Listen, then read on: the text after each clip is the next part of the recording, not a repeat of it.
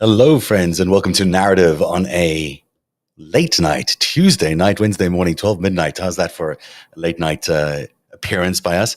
I'm here because I couldn't take it anymore. I was doing the show for tomorrow. I was preparing for it, and I was like, oh no, I got to get on the air and just clarify some of the things that Donald Trump told Elon Musk that was completely false, crazy, unhinged. Use any adjective you want. This interview was the most terrifying interview of a potential future leader of this country you've ever heard, because the claims are ridiculous. His ability to even explain himself is basically non-existent. He does not know how to complete a full, structured thought.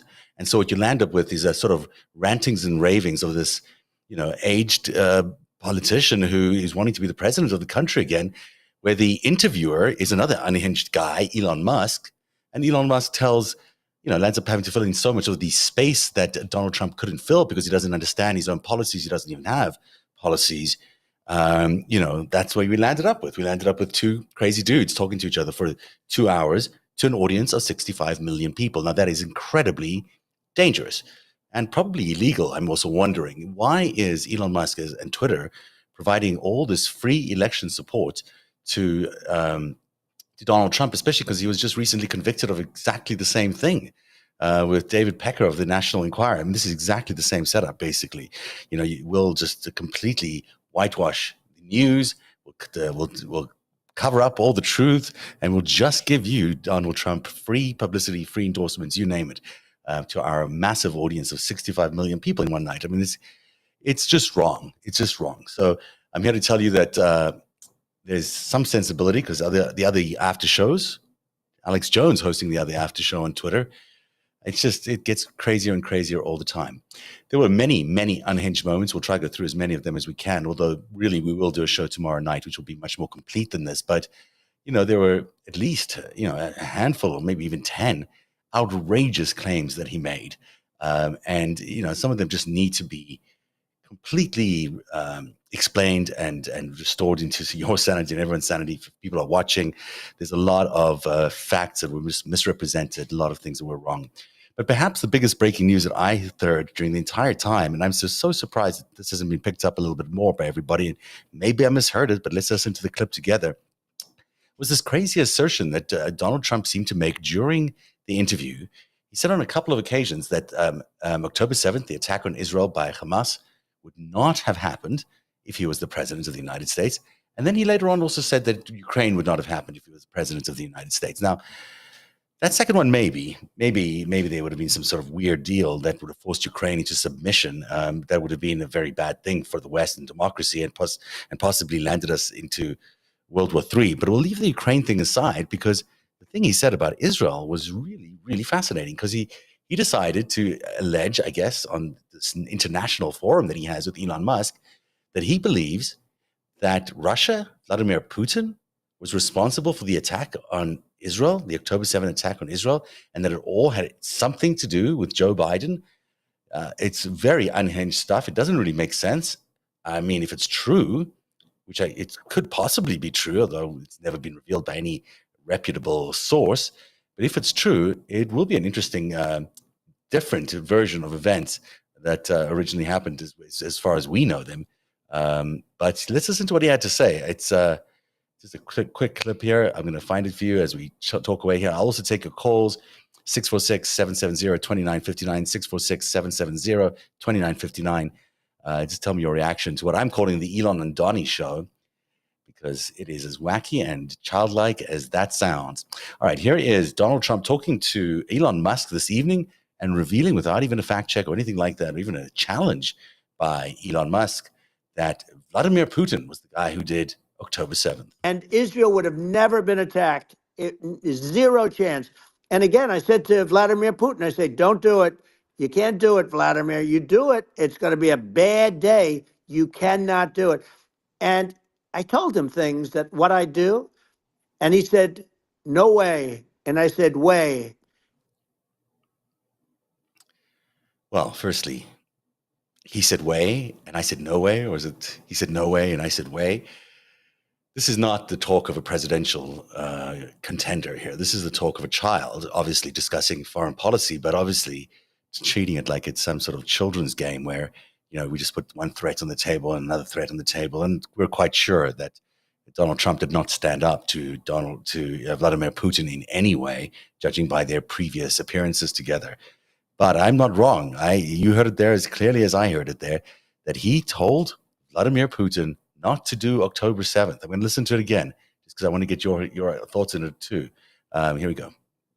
And Israel would have never been attacked. It is zero chance. And again, I said to Vladimir Putin, I said, don't do it. You can't do it, Vladimir. You do it, it's going to be a bad day. You cannot do it. And I told him things that what I do. And he said, no way. And I said, way. And it's the last time we ever had the conversation. He would never have done. I got along well with him. I hope to get along well with him again. Getting along well with them is a good thing. And Israel would have never been attacked. It is zero chance. And again, I said to Vladimir Putin, I said, don't do it.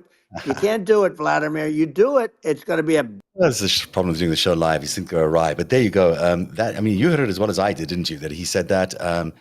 he's repeated the stuff about getting along well with Vladimir Putin many times before, but I've never heard him in the way he has described it there, anyone really described it there, that Vladimir Putin had anything to do with October 7th. He was involved in the negotiation, apparently, of the release of some of these original hostages that were taken that were Russian citizens.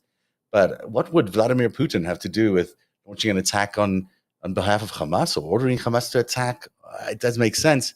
There is a school of thought that you could say that Vladimir Putin and China and Chairman Xi of China are in fact responsible for everything that's been going on around the world lately in terms of the volatility of the world. And in that sense, maybe you're right, Donald Trump. Maybe there is something to be said there.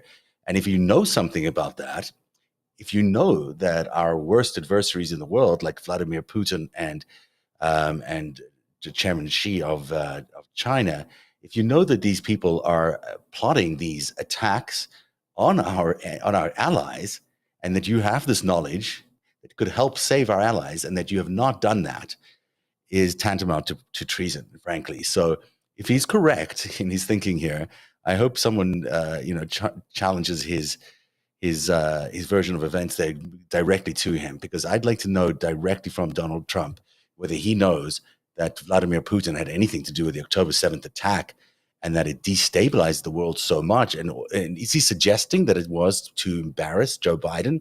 If that's the case, then it does all sort of make a little bit of sense, but it's not publicly known. This is not a fact. We can't take it as fact-based just because, certainly can't say it because Donald Trump is saying it. But if there's truth to it, that's a major significant miss, that he did not tell the American people and the Israeli government that this was coming. You would think the first thing he would say to the Israeli leadership and to our allies around the world is that this attack was coming and that we should be doing everything we can to stop it. Instead, it seems, if he's correct in his assertions there, that he told Vladimir Putin not to do it, but then failed to tell the American people that this attack was imminent, that this thing was about to happen, never mind our Israeli allies. Well, that's a miscarriage of justice and an absolute abdication of his job and responsibility as the president of the United States. And certainly not a good reason to re-elect the guy. You can't even follow through on that kind of stuff. So that, that's just one of the many of these unhinged claims that came across today during this 2-hour parade of nonsense between Elon Musk and Donald Trump. Now, the other big topic tonight was all about immigration. He went on and on and on about how 20 million people are entering the country illegally. That is not the case. That is just not the case. The numbers do not bear it out. And certainly right now, the numbers are way down. Yes, we have a massive immigration problem. The border is, but that his solution come to the table was his solution to not come to the table when they negotiated that deal. Biden and the senators put together a compromise deal that really would have solved some of this immigration issues. But Donald Trump pulled that deal, and he pulled that deal because he didn't want a solution. He wanted this moment to exist. He wanted to be able to have something to hold against that very successful Biden and Kamala Harris administration. So he decided, I guess on a whim, maybe on doing golf or doing whatever, that he'd put America's safety and security at stake. so he could try win another election. Because that's really, if you take his other claim that there's so many criminals coming in through the border, if you take that claim at face value, well, then he's allowed all these criminals into the border. Because if he had not reneged on that deal or not scuttled that deal, then maybe those criminals would not have come in. So Donald Trump having it both ways, or trying to have it both ways, on the issue of illegal immigration, and also incorrectly talking about the numbers of how many people are coming across the border. Let's take a listen to some of his hot moments on immigration. Here he is talking about. Well, let's see what this is about. It's Donald Trump and Elon Musk on immigration. Yeah, because look, Kamala was the border czar. Now she's denying it. Everything that I do, she's saying she was strong on the border. We're going to be strong. Well, she doesn't have to say it. She could close it up right now. They could do things right now. It's horrible. No tax on tips, and all of a sudden she's making a speech and there will be no tax on tips. I said that months ago. And by the way, they had just the opposite. You know, they had not only tax on tips, but they hired 88,000 IRS agents, and many of them were assigned to go get waitresses and caddies and all of this on tips. They have a policy. They had a policy that they were really going to go after you, and were really harassing people horribly. And then all of a sudden, for politics, she says, you know, she comes out with what I said, which I think is terrible. And I think it's also hitting them very hard. These people are fake. Now they're also saying they did a good job on the border. We had the worst numbers in the history of the world, not of our country. There's never been a country in history that has had a catastrophe like this. We've had, I believe, and I think you believe this too, you know, you hear 12 million, 13. I believe it's over 20 million people came into our country, many coming from jails, from prisons, from mental institutions, or a bigger version of that is insane asylums, and many are terrorists. And I'll tell you what, they're coming not just from South America, they're coming from Africa, they're coming from all over the world. They're coming from Asia, they're coming from the Middle East, they're coming from countries that are stupidly and horribly. Because look, Kamala was the border czar. Now she's denying it. Everything that I do, she's saying she was strong on the border. We're going to be strong. Well, she doesn't have to say it. She could close it up right now. They could do things right now. It's horrible. No tax on tips and all. I mean, what can you say about that? It's just not true what he's saying about the 20 million people. It is true that there are lots of people still coming across the border. Although that number in the last few months has declined a lot, because as you know, and as we all know, the Biden administration has taken these extraordinary steps by executive action in order to curtail the amount of immigrants coming across the border, precisely because of the concerns around this like flooding of the border. But again, it was Donald Trump's opportunity to fix this problem when he could have, or when Joe Biden could have earlier this year, and he chose not to. He chose to scuttle all of that, all the good work that the senators had done, all the deals that they had were able to reach, which were all historic with the White House. They were able to finally come to a deal, and of course he scuttles it because he is intent on winning an election, even if it means putting America's safety and security at risk.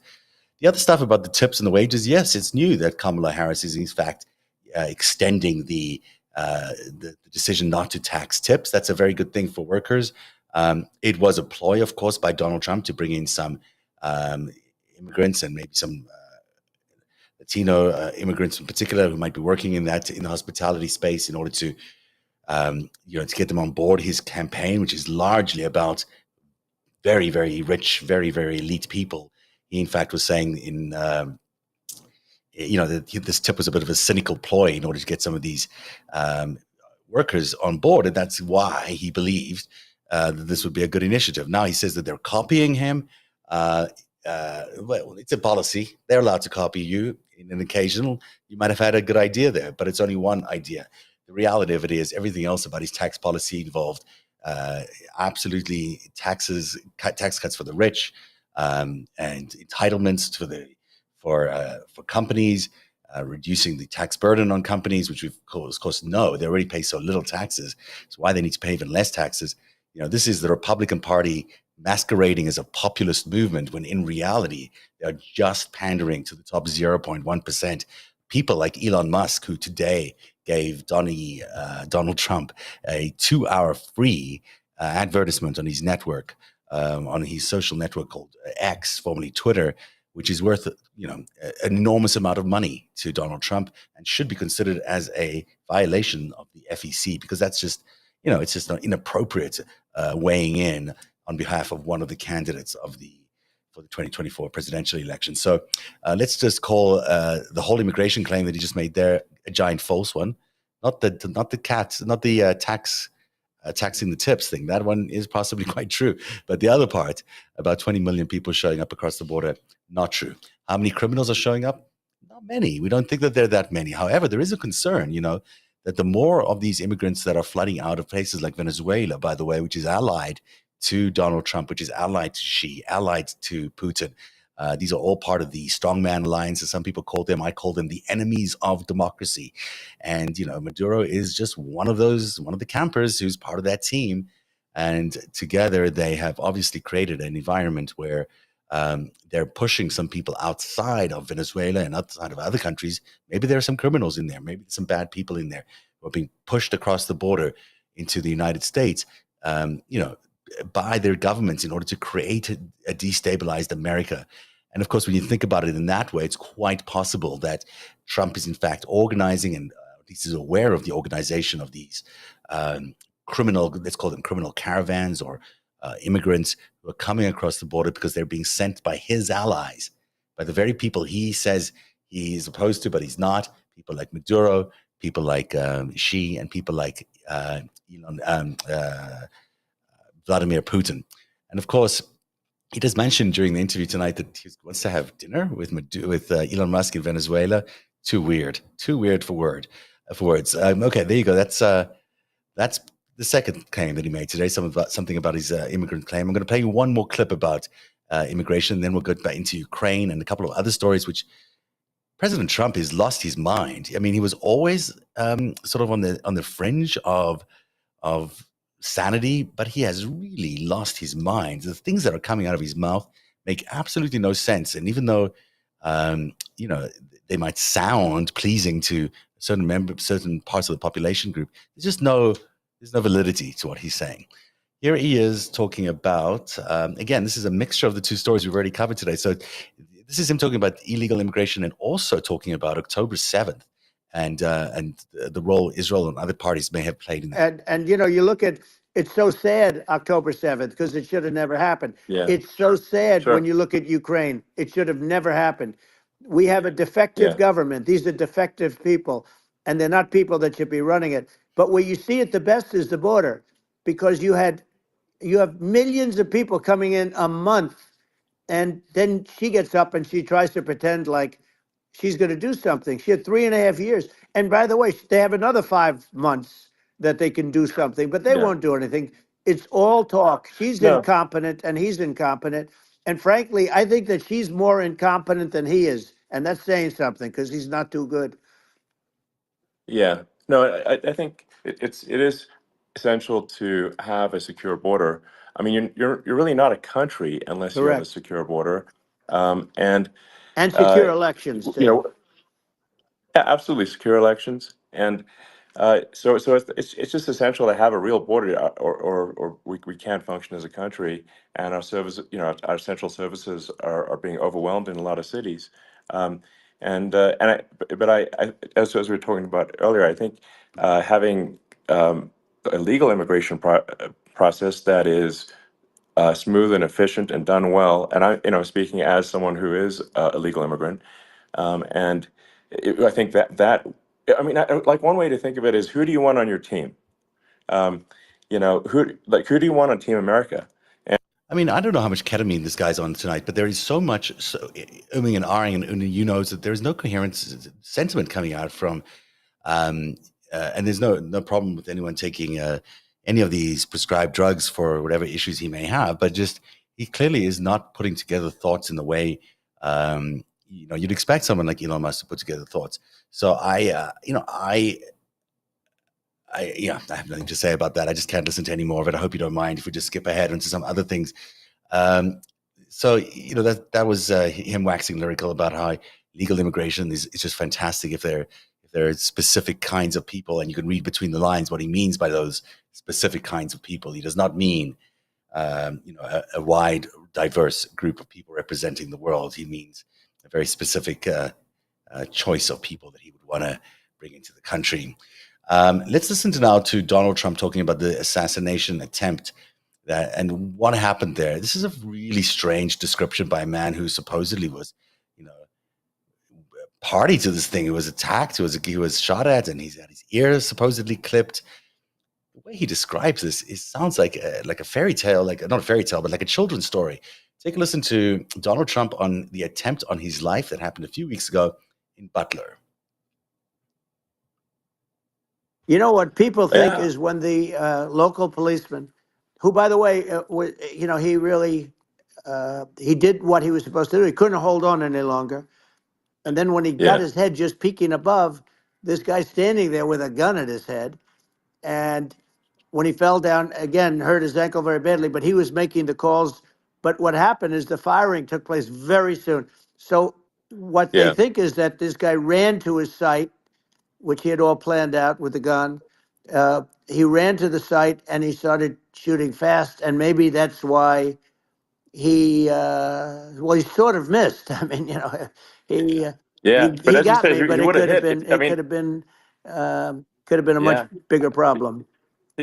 But he totally would have hit if you hadn't turned your head. So, like, there was it was a very near It thing. was a So, miracle. If I hadn't um, turned my head, yeah, I would not be talking to you right now. As much as I like you, exactly. I would not. Yeah. I would Well, not be talking to you. maybe talking to me from another realm, perhaps. Yeah, that's Um, right. We'd be talking from a so different place. But it was a very terrible experience. The Butler Hospital, they did such a great job. The doctors were so good. Everybody was so good. There was a mistake. If somebody knew, because people were hearing that, there was just a bad feeling that there was somebody was around. You know that story now. It's been pretty yeah, well. yeah, And yeah, if somebody could have said, because they've oftentimes said, like there'd be a lightning storm or something. Because I've done, I think, over 300. I think I did a lot more than that, but we did a lot. And oftentimes they'll say, "Sir, could you wait 10 minutes, please? Sir, could you wait 20 minutes? There's a storm overhead or lightning or something," right? And yeah, that happens yeah, often.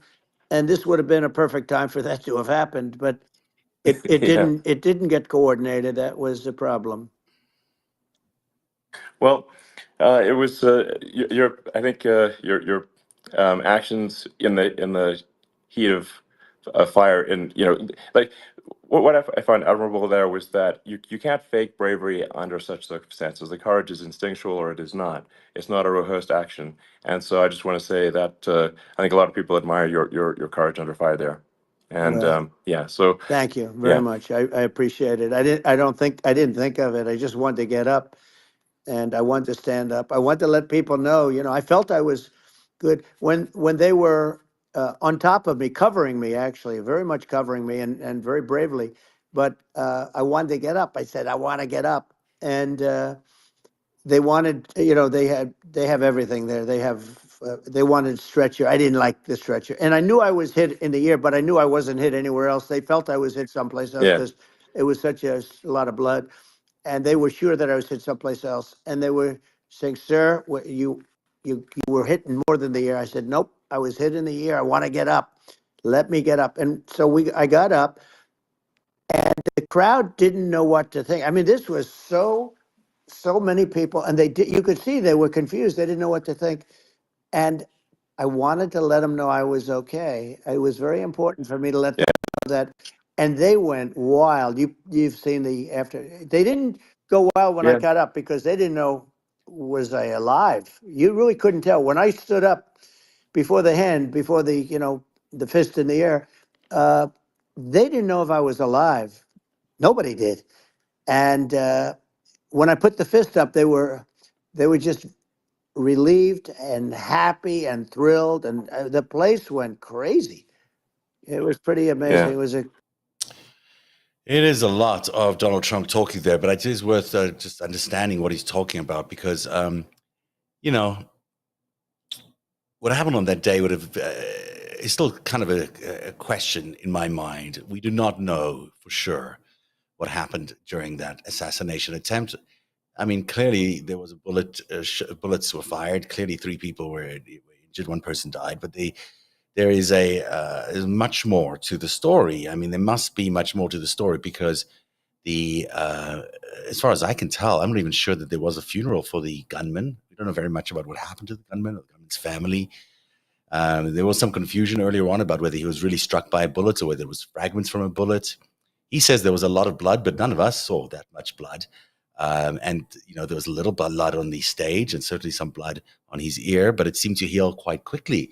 The next day, he was walking around without a bandage or anything like that. So how is it possible that he got to the Butler Hospital and suddenly they had found all this additional blood? I mean, doesn't necessarily jive, nor have we heard from the actual Butler Hospital doctors who spent time with him to check his condition. They did not reveal what they saw, so or what they did with him that night. So I know that someone just commented on the quotes here, and Robert Jolly is saying too much Trump speak verbatim.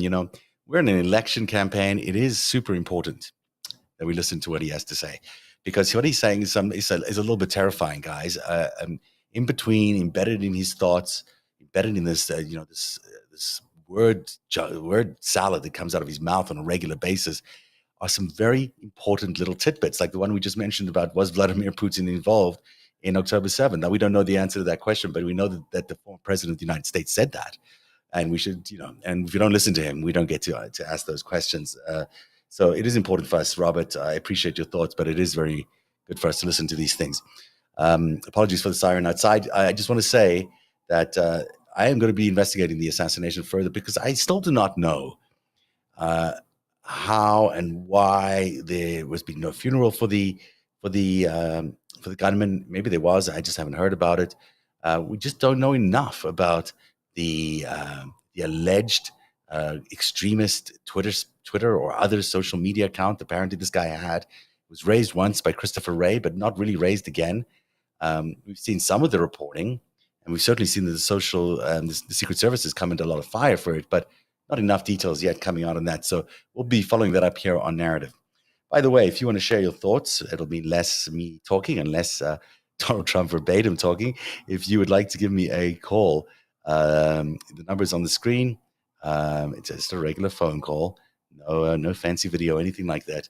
The number is 646-770-2959. Feel free to use that number if you want. And if you do, get on the air right here with me, and we'll talk about whatever it is you want to talk about regarding today's broadcast. All right, one more thing to play from tonight. So just to catch up, for those people joining us now, the immigration claims, a lot of bullshit, just a lot of untruths there. The second thing that showed up was the claim that Russia was involved in the October 7th attack on Israel. Don't know where he gets that from, but if it's true, boy, that would be a big deal. Third thing that shows up now is this question around the assassination attempt, which I'm raising questions about, and about his version of events. And certainly at the start there, when he's talking about how the police officer was trying to climb up on the roof to apprehend the gunman, it's just really told in a basic grade 1 level kind of storytelling that makes you really question his cognitive abilities. Let's get to Ukraine now. Ukraine's a big story on this particular show, because Elon Musk has an interest in Ukraine, and so does Donald Trump have an interest in Ukraine, as does, of course, Vladimir Putin. So this is what was spoken about tonight on their chat, call it what you will. They were talking about Ukraine, and this is not playing for somebody. Let's try. No Ukraine there. So give me a second. I'm going to try to pull up a different version of that same clip, and it'll take me just a quick second here. And I believe it's here. Here's what they said about Ukraine tonight on the Elon and Donnie show. You don't read about how bloody it is and how disaster. Sure. Hey, look, just in the two armies, you lost 500,000 people. Wrong. And Yeah. Ukraine's having a hard time. Ukraine, I don't know if you saw Yeah. the article recently, and it's true. You don't hear the true story. But if you think about it, Russia's gone, Russia defeated Germany with us, and they defeated Napoleon. They've been around a long Right. time. They're a big fighting The amount force. of Russian And propaganda that It's these very guys... unfair. And Ukraine thing- now doesn't have enough men. They're now using young men and very old men to fight. And Just to jump in here, firstly, the number of soldiers that have died is 500,000. That's true, but that comes from the Russian side. It doesn't really come from the Ukrainian side, not as much. And so this just reminds you of the connection that Donald Trump has with Vladimir Putin and Elon Musk has with Vladimir Putin. The words that he was using, the stupid threats coming from a stupid face. This is Donald Trump talking about Joe Biden. Now, I don't care who you are. I don't care, the ability for this man to raise questions and to insult the current president of the United States, who is a remarkable statesman and a remarkable leader and a true historic figure in America. For Donald Trump to be able to go onto Elon Musk's platform and denigrate Joe Biden, one of the greatest presidents in America in history, is appalling. Become complacent about, but they actually have forgotten that there are currently a lot of nuclear missiles that have targeting parameters for the United States from other 100%. countries. And one of the things And, we're going to do is it's- we're going to build yeah. an Iron Dome over us. And now he's talking about an Iron Dome, and he wants to defend himself against nuclear weapons, which Elon Musk kindly reminding people that, and they go on and on about World War III throughout this entire interview about how we're imminently there at World War III. When in reality, the reason we won't go into World War III is because Joe Biden has done so remarkably well in maintaining a giant coalition against Russia. Hey, look, just in the two armies, you lost 500,000 people. We've heard that part before. So in general, you got the sense that he's lying because he's not revealing the actual truth. It's a half lie, really, that most of the 500,000 soldiers that have died have come from Russia's side, that they're the fact losers in this war. In fact, Ukraine, and I can't believe this didn't come up in the part of the interview that we listened to tonight, did not mention that Ukraine had made an incursion into Kursk region and that Vladimir Putin was melting down over the fact that, the Ukrainians are now in his territory in Russia, on the verge of taking over large chunks of Russia and maybe making their way all to Moscow, on their way to Moscow to defeat Vladimir Putin. I mean, this is the news of the day involving Ukraine. And instead, you've got Donald Trump going on and on about how stupid Joe Biden is and how disastrous his foreign policy is. When in fact, we all know that Joe Biden has run circles around Vladimir Putin and has in fact been able to a large extent in just 3.5 years, been able to create a coalition around the world that is so formidable that he's been able to push Putin's expansionist ideas and the empire right back into Russian territory. And that could only be happening because Joe Biden did such a great job. And that Elon Musk and Donald Trump did tonight was just give us the Russian point of view. It reminds you again that this platform that you're watching, if you're watching on X or Twitter, whatever it's called, is largely run and controlled by Chinese and Russian operatives. And I include Elon Musk amongst that group. And that is why when you look up and down the live list on a regular basis, you'll see that there's a lot of Chinese television being rebroadcast into America via X. It's weird to me that happens. And of course, there's real Alex Jones talking about the same thing I'm talking about tonight. And guess what? Real Alex Jones, for all his disgusting history of making lies and everything else up, is also part of the Russian apparatus that has delivered onto the world some of the worst conspiracy theories ever created, and created quite a huge disinformation environment in the United States that has contributed to where we are today. So when you look up and down this Twitter list here of live shows, where I don't even think I'm even featured on that page yet. No, a lot of other shows are up there, but I don't. Am I there? I'm not there. This is just typical. This is exactly the kind of stuff that Elon Musk likes to do. He likes to do it with me. He likes to do it with everybody else. If he disagrees with you, he will not let you know. Oh no, there I am. I'm sorry, I'm at the top of that list. I'll take my complaint back. But welcome everybody. It's good to have you here. And let's keep going through this. That was the Ukraine piece of it. Let's now listen to another thing that he spoke about on the topic of education. Again, these are claims that are vastly untrue, but let's listen to the ideas that Donald Trump has in terms of fixing education if he were to be re-elected again. And listen to this incredibly bizarre policy that he has in mind. I mean, it's just kind of boggles the mind that this is what he wants to do in order to fix the education problems in this country. Well, think of education. So we're ranked at the bottom of every list of the top 40. We're ranked number 40, number 38. Norway, Switzerland, Sweden, different countries are ranked good. Actually, China's pretty close to the top. They're a top 6 or 7, but we're ranked at the bottom, almost at the bottom, 38, 39, 40. In other words, horrible. And yet we spend more per pupil than any other country in the world. So we spend more. And what I'm going to do, one of the first acts, and this is where I need an Elon Musk. I need somebody that has a lot of strength and courage and smarts. I want to close up Department of Education, move education back to the states, where Yeah. where states like Iowa, where states like Idaho, not every state will do great because states that basically aren't doing good now. You look at Gavin Newsom, the governor of California. Newscomb? He Newscomb? he's terrible. He does a terrible job. So he's not going to do great with education.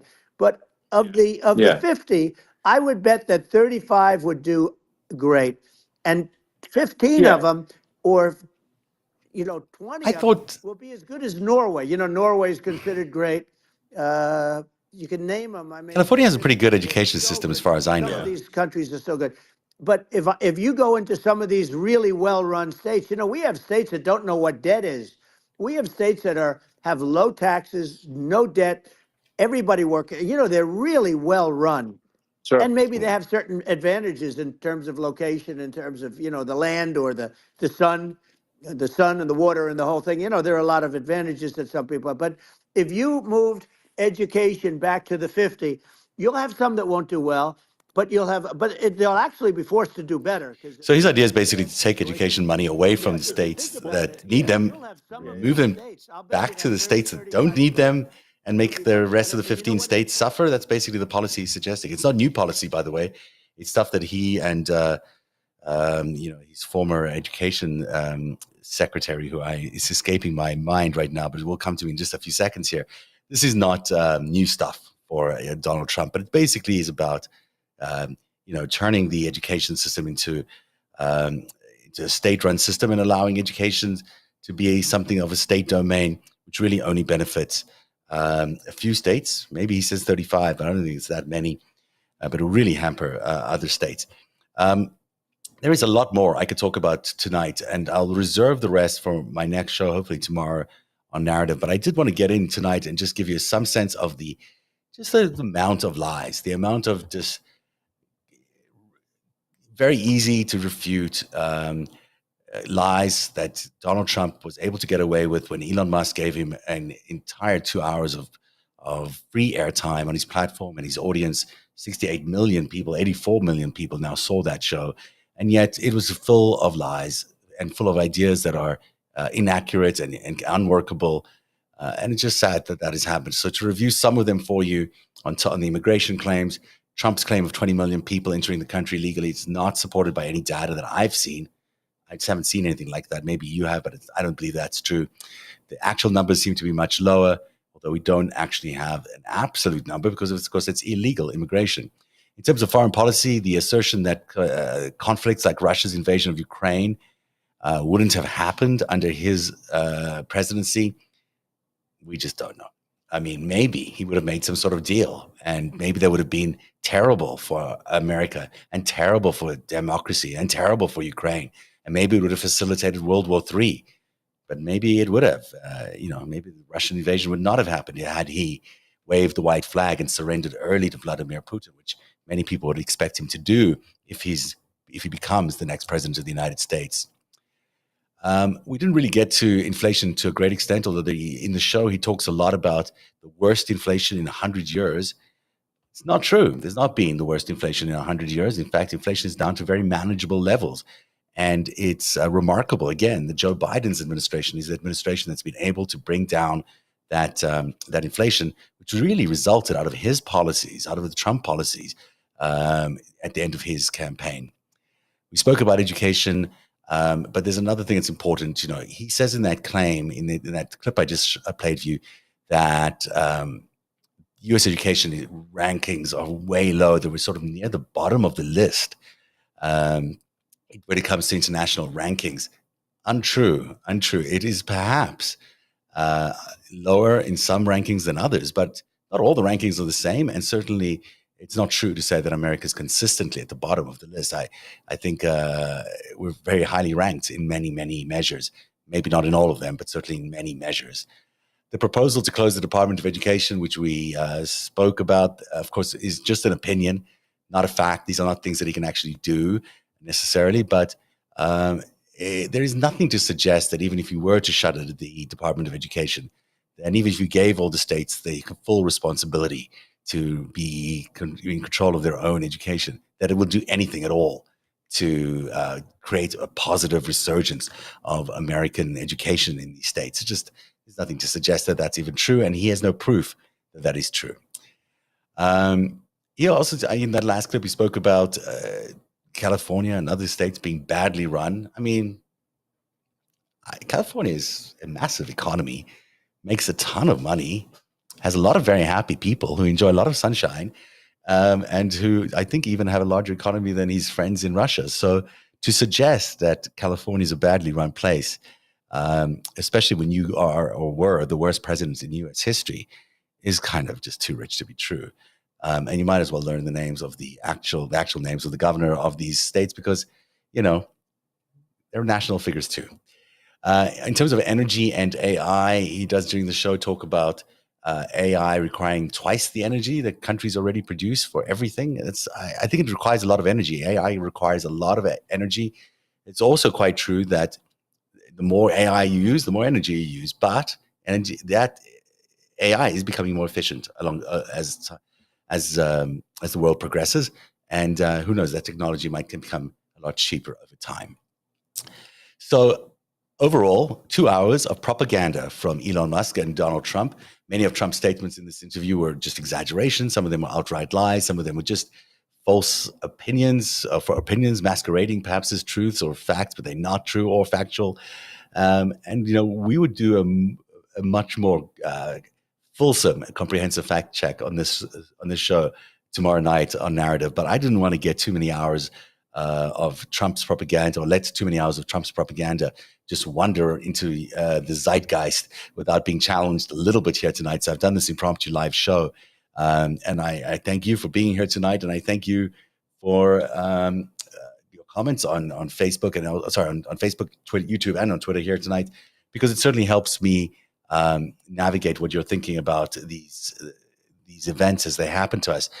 It has been a remarkable few weeks. Donald Trump has had a terrible period in his campaign, the 3 worst weeks of politics you can imagine, as his campaign has completely stumbled. It's slumped to a great extent.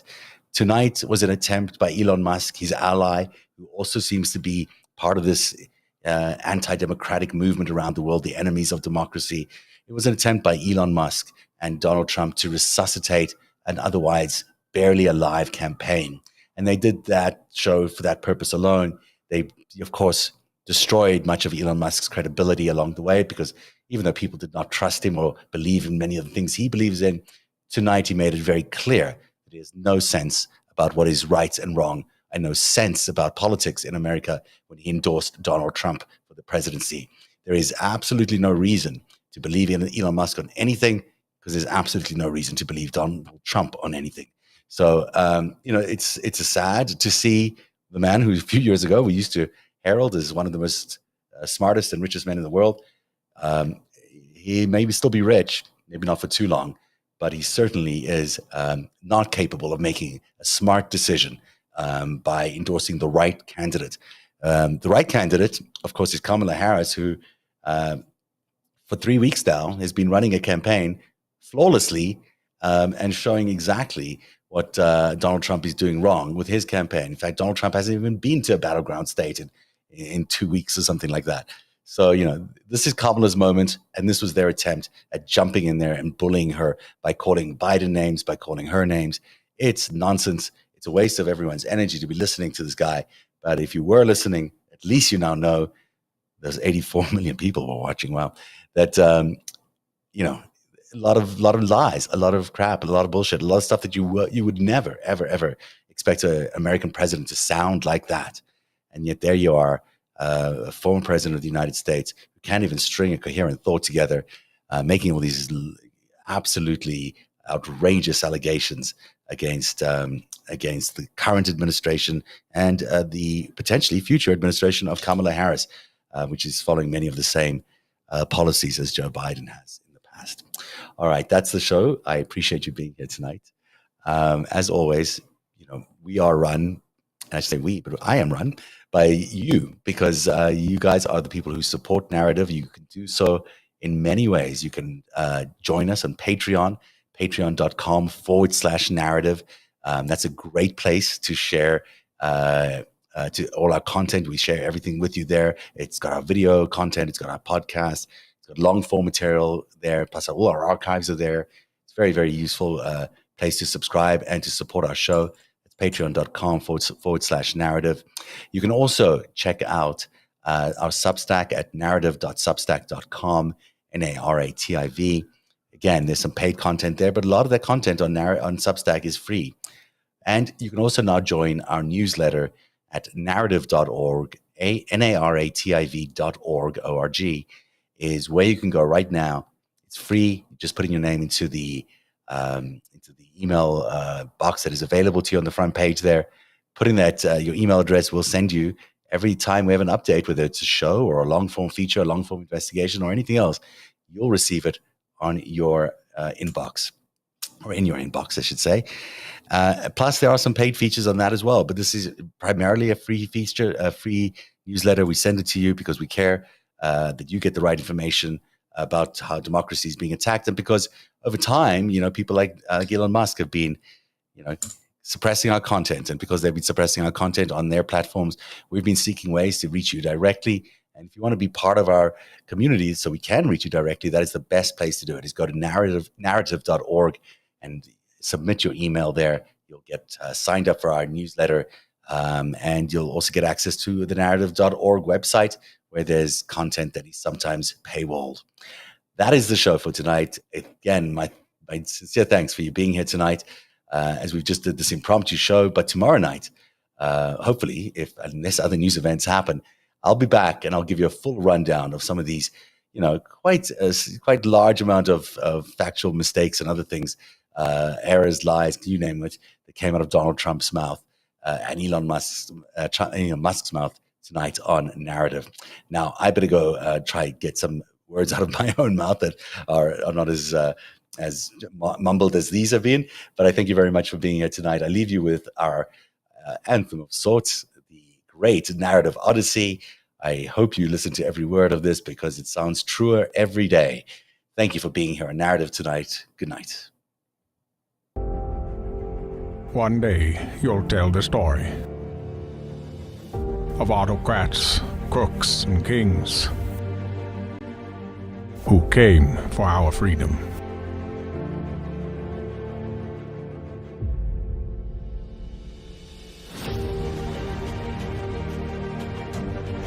A story of citizens who stood up to tyranny and won.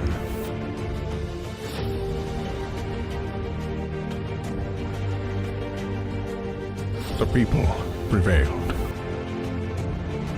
and renewed an old vow to a more perfect union.